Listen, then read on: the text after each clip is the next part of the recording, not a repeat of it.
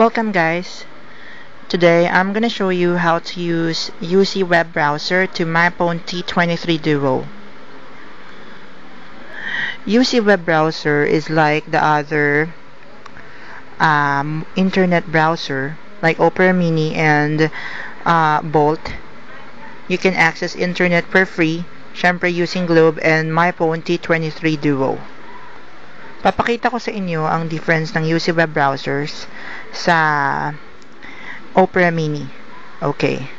First, before kayo makagamit ng UC web browsers, you need to install it to your phone. For the details on how to install it and where to download it, all you have to do is just log on to Facebook and then look for the fan page MyPhone T23 Duo.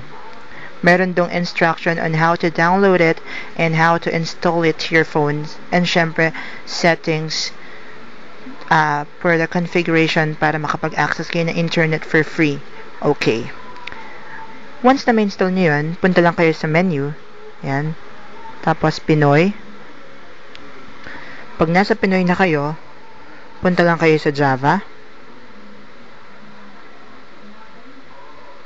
Okay, Java.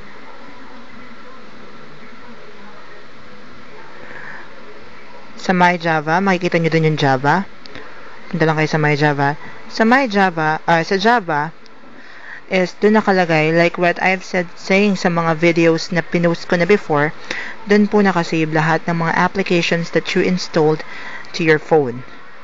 Like Opera Mini, eBuddy, and so on and so forth. Dito rin nakalagay ang ating UC web browser.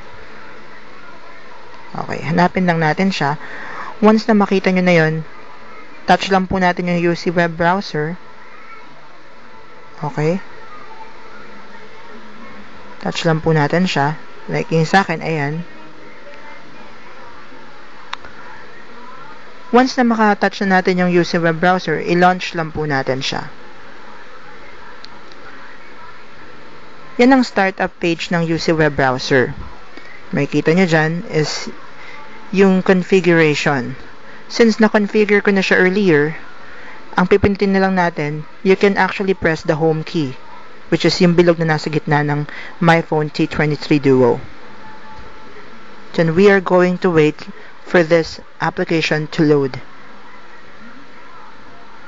Yan. So nakikita nyo ngayon, naglo-load ng ating UC web browser at papasok na po tayo sa UC web interface. Okay, so continuous pa rin po ang kanyang loading.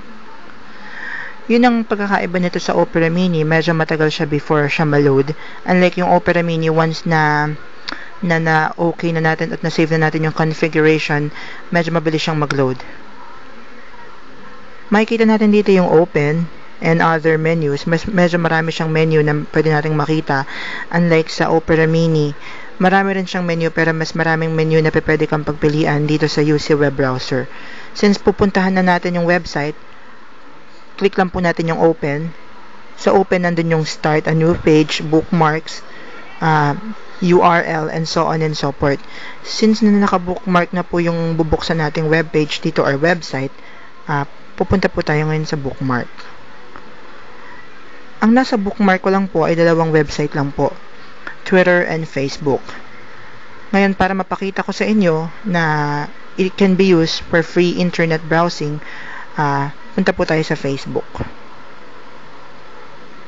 Sa ilalim, makikita nyo na nagko-connect yung UC web going to facebook.com. Ayan. Mabilis din siya mag-load, depende po sa internet connection. And as you can see, after na ma-load yung page, inilo-load naman niya yung images na makikita niya doon sa page. Ayan. Ito po ang aking Facebook account. As you can see, hindi ganun kaganda yung layout niya ng UC web, unlike dun sa Facebook, unlike dun sa Opera Mini. You can see the most of the contents. Dito kasi medyo malalaki yung sulat niya, so hindi lahat ng kailangan pa natin siya i-scroll para makita natin yung buong content. So ayan, nakita nyo ang edit field, you can type your status updates on that edit field and then share it. Nga pala, pag nag-update kayo ng status updates nyo, ng Facebook status nyo, using UC Web, usually kasi pag mobile phone ang ginamit natin, ang nakalagay po dun ay via mobile web. Unlike when you use UC Web browser, I'm using UC Web browser 7.4. Syempre, 7.4 po ito. Once na you updated your status sa Facebook using UC Web browser 7.4, wala pong nakalagay na via mobile web. It's like you updated your status using a PC kasi nakalagay lang doon 32 minutes ago without any something via mobile web or via other like sa ordinaryong browser.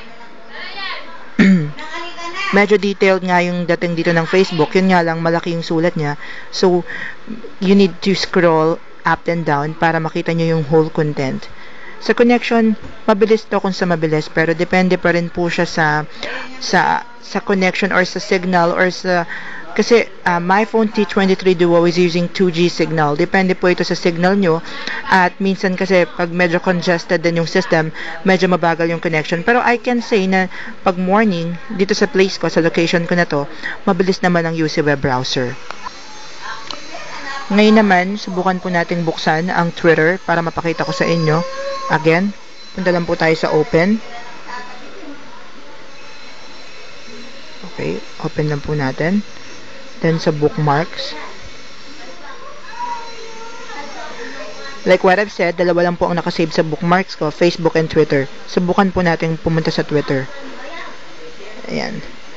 Nagko-connect po siya. Sa ilalim niyo po makikita kapag nagko-connect na ang UC Web.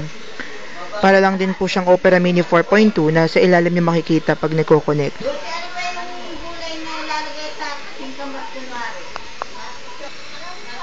As you can see, ito na po siya. Na-load na po yung Twitter. Siyempre, Twitter ko rin po, Twitter account ko rin po to. Ayan, may edit field din, wherein you can type your tweets and you can update your Twitter using UC Web. And once you updated your Twitter status or once you send tweets to your Twitter followers, ang nakalagay po dyan is updated via web. Hindi po siya via mobile web, which is via web, as if you are using a computer or a person or a laptop on updating your tweets. So, sa madaling sabi, madali namang gamitin ng UC Web. Maganda, pero I recommend Opera Mini. It's not fantastic, but it's good. It's not good as Opera Mini, pero maganda na rin. Kasi sa Opera Mini, once you updated your status update on Facebook and send tweets, automatically nakalagay doon via mobile web. Unlike dito sa UC Web, you can update your status, you can send tweets as if you are using a computer. So I hope you had fun. Again, the purpose of this video is to show you that you can access internet for free using UC Web, my phone T23 Duo, and Globe SIM card. Nga pala, if you want to follow me on Twitter, all you have to do is just log on to www.twitter.com/ilovejessg. Again, it's www.twitter.com/ilovejessg. Maraming salamat po sa panonood. More videos to come from me. I hope you had fun. Thanks.